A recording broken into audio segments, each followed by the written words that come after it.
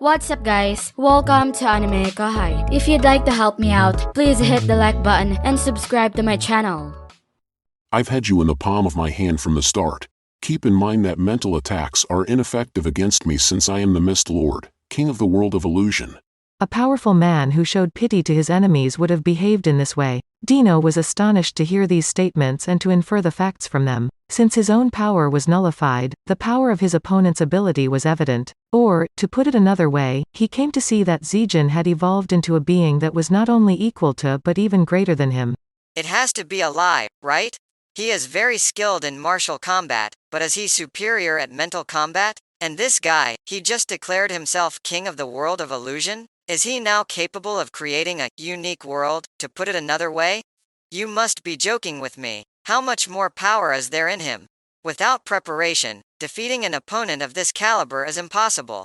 Out of all the Deadly Sin series, Dino's skill was the strongest and even evolved into an ultimate skill. Zegion was nevertheless able to overcome it. Evolution could no longer account for it, since Zegion shouldn't have acquired an ultimate skill until quite recently. Without a doubt, Dino is not weak. But he faced a formidable foe this time. Actually, he was just too powerful. Although the mission to abduct Ramirez was essentially flawed from the beginning, it was certain to fail once Zegion finished evolving. When Dino realized this, he let out a deep breath and raised his gaze to the sky. He was rendered dumbfounded when he saw a figure on one of the monitors at that same moment. Velgrund, huh? Velgrund was definitely that blue-haired beauty. After taming Veldora, she was meant to be facing off against Demon Lord Rimuru outside the labyrinth. But for some reason, she was now with Masayuki and the others. The fact that Kornu was nowhere to be found was even more troubling. No way. Unfortunately, one's worst fears almost always come true. Dino knew this from personal experience. Wait just a moment. I just can't comprehend all of the facts. Is that Feldway was reported to have control of Velgrund, but was it a lie? Did she manage to flee from it? In any case, does that imply that Velgrund got rid of Kornu? This is beyond a failed mission at this point, isn't it? Dino let his thought acceleration run wild as he attempted to make sense of what was happening. Ultimately, he concluded that he would never be able to carry out the operation no matter how hard he tried. From the beginning, he had always been eager to flee, but at this point, he had lost all motivation to do so. Dino thought he'd done well enough. Say your prayers. Confess your sins and die, you who have touched the depths of hell. Dimension Storm. This site was a component of Zegion's dominant space from the start. That indicated one thing. Dino could not escape this domain, no matter what he tried. There was a chance Dino would have seen a glimpse of light if he had used the powers he had reserved. But even then, Dino wouldn't feel bad about giving up because the odds would be so absurd. Actually, at this point, his only other option was. Dino was engulfed by a rainbow-colored storm, and his existence vanished into thin air. Yes, it was a high-energy, supernatural storm. Dino was helpless and vanished from this world without taking a single piece of flesh with him. Huh. So your prayers were answered? At least you've got amazing luck. Zegion mumbled to himself. Just as Dino's existence appeared to be resurrected, there was a faint sound of something cracking somewhere. Zegion knew exactly what was going on. As things transpired as Zegion had anticipated, his voice stayed composed. Dino wakes up outside the maze. I guess I won the bet, then. Dino sighed with relief. There was no physical harm, and his equipment remained undamaged. No, there's another thing here. I take it that Ramirez was kind enough to allow me to leave? Dino said something and then took a closer look at the broken bracelet. Yes, it was a resurrection bracelet, a cheap bracelet he had purchased from a shop in the labyrinth. The resurrection point remained above the labyrinth since Dino hadn't recorded a save point. This was one of the escape routes that was left in place in case something similar occurred. It was supposed to be a warning that I wouldn't be receiving a real bracelet with an infinite number of resurrections. But you naive yet charming fool, you could have removed the entire function if you'd wanted to. Dino whispered to himself, regretfully. He had retained the object created by Ramirez, the kidnap victim, as secret insurance. What made Dino unique was his unwavering ability to act in such an immoral manner without hesitation. Produced in vast quantities by Ramirez, it was an inferior item that might only be used once. He had staked his life on it, but it appears that heaven was on Dino's side. Even when I fall, I guess I'm still an angel. Dino took a look around, thinking to himself. He intended to join his colleagues fighting Geld and the others and flee as swiftly as possible. Additionally, he made sure to inform Zelario that the mission had failed by contacting him via telepathy net. To ensure an escape path, Dino's colleagues were assigned the task of preventing the labyrinth from being closed again. They could not escape either, until Zelario emerged. There was no reason for them to stay much longer, as the mission had failed. Even so, the guy is far too powerful. Dino complained once more, thinking of Zegion. I really can't stand him. Feldway would be enraged, but Dino considered himself fortunate to have survived. Having said that, this is most likely the first time Feldway's scheme has ever failed. Also, it appears that Cornu was eliminated. It's hard to explain, but I need to stop being so hostile with Demon Lord Rimuru. Dino, who had been hesitant about this mission from the beginning, had really asked himself why he had accepted it at all. Dino felt depressed at the notion of what lay ahead. Ultimately, Zegion had become such a monster that there was no chance of escaping the labyrinth easily. Not just Zegion, but every senior executive at Tempest was a monster. Even though he had no idea what was going on with Rimuru and the others, he could infer that something terrible had changed. I was reluctant to do this because of this. Dino desired to live in peace and quiet within the labyrinth. Still, all of this had occurred. He could not escape feeling depressed because it was an inevitable part of his job. I have no idea what Feldway is thinking, but I bet he won't give up. However, this isn't actually possible.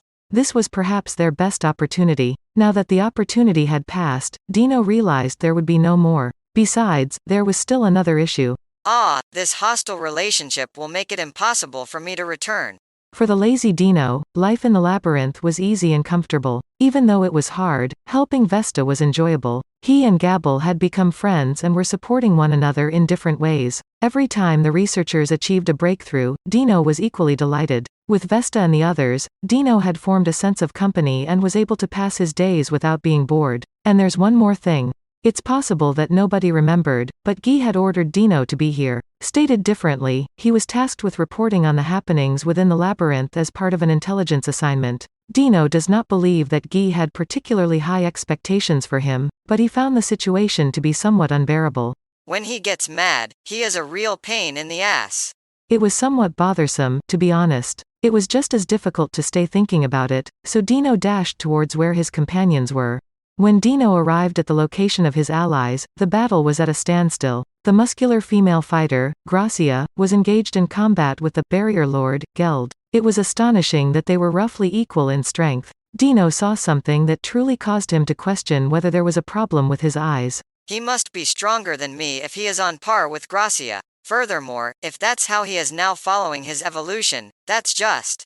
Blood was all over Geld's body, but Dino wasn't sure if it belonged to him or to his adversary. After all, he saw not the tiniest indication of damage anywhere on his body. A healing potion's effects would be insufficient to repair the damage if the attack was inflicted by a mana attack. Gracia's attack would, of course, be mana-infused and intended to destroy. The fact that Geld remained unhurt by such an onslaught could be attributed to his exceptional defensive abilities or his magical recuperation capacity. While Dino was thinking about it, Gracia flashed her longsword in front of him. The strike pierced Geld's scale shield and tore his arm open, but Geld remained utterly unmoved. He just held up a new shield that he had taken out of his stomach, and tossed aside the broken one. Dino noticed it. Geld's arm was free of any wounds. Yeah, that's right, ultra-fast regeneration. It is capable of healing even Gracia's attacks. Dino was displeased despite knowing the answer. That's enough. Why are you so stubborn? Are you crazy? You don't even shift positions when I assault you. Huh? Is it true? Since I'm not very knowledgeable about it, should I have given you credit for your superb attack? You're expressing sarcasm. Oh no. The wound will heal immediately if I don't kill you with one hit. I ought to be the one complimenting your toughness. And with that, Geld and Gracia went back to their vicious duel. They both tried to take advantage of their opponent, not giving a damn about their own injuries. With ferocious sparks flying everywhere, Gracia's circle shield swatted Geld's meat crusher knife aside. That in and of itself launched a shockwave hurtling across the earth. Shocked, Dino thought he had missed the opportunity to talk to Gracia. Geld had always been a reserved, soft-spoken type of person. Dino had thought little of him because he had no notable record fighting the Empire. However, that was a grave error. Now I got it. This nation's citizens are all absolutely insane. Dino was compelled to believe that he had at last discovered the truth. There was also a violent air fight going on above Dino's head. Oh, how annoying it is to dodge left and right. That's what I was going to say. Even though you lack the ability to fly, you exude such arrogance. Controlling gravity is not that hard. I'm done with this game of chase in comparison to that. Should we stop now? Again, that's what I was going to say. Kumara, the mysterious one, and Pico, the childlike one. The two captivating girls had a fierce battle going on, but they looked good together. Pico let forth a black thunder that scorched the Earth's surface and covered the surrounding area. However, it was unable to affect Kumara's surroundings for some reason. From Kumara's perspective, it was only natural. Since one of Kumara's tailed pets, the thunder tiger Raiko, was an expert at using lightning strikes, it stood to reason that her resistance to thunder would be formidable. Now it's my turn. Kumara moved out with such determination. She smoothly moved her 8 tails to deliver a barrage of 9-tailed slashes. But Pico's spear movement thwarted all of these. On the battlefield, a high-pitched sound could be heard. It was a truly even combat, which forced Dino to mentally adjust Kumara's fighting ability upwards. Whoa, the 12 Guardian Lords? What a terrifying group. Dino was quite honest about it. Every member, not just one of them, posed a threat. Dino figured that was a safe assumption. The former Seraphim Pico and Gracia were equivalent to awakened true demon lords. It was difficult to compare their strengths because they had not engaged in a fight in a long time, but they were unquestionably strong. Dino had initially believed that he and the 2 females would be sufficient to conquer the labyrinth on their own, without the involvement of the Tempest executives. Feldway had gone to the extent of sending 2 out of the 3 Phantom Commanders and had even thrown himself into the fight. Although the situation was one of a complete victory, the outcomes were evident. The realization of this almost made Dino dizzy. Gracia and Pico appeared to have lost their cool, possibly as a result of not fighting for a while. It makes sense, Dino thought. They were the highest-ranked Seraphim, even though they had fallen. Their pride must have been ripped to pieces as the once brilliant 7 primordial angels struggled in a battle. Dino already disregarded all of that, though he was no stranger to this. You two, retreat now. We're pulling back. Dino yelled. When the 2 girls reacted, they appeared to be upset. You know, we're just getting started. When I'm ready to get serious, don't start talking silly. Shut up. This mission was already in disarray at the time you two arrived to fight. The plan was for Pico and Gracia to provide rear support. They were being cautious this time because their war experience was largely blank. If the opponent had forced them into combat, it was evidence that they were stronger than anticipated. Here, a tactical win had little strategic significance for the battle. You mean the mission was a failure? Huh? Yes, it failed. I wouldn't have fled if it hadn't failed. That's it for this video, guys. Thank you for always watching my videos and supporting my channel. A big thanks to the AnimeKouhai patrons who made this video possible. Alfonso Smith, Donald Williams, Moab A, Sesh, Guy Ensley, Simon Rode, Emperor WSA, Mika Espinosa, George Hage, Pratik Bandari, Ara Dare. Thank you so much for helping out. I'll see you guys in the next video.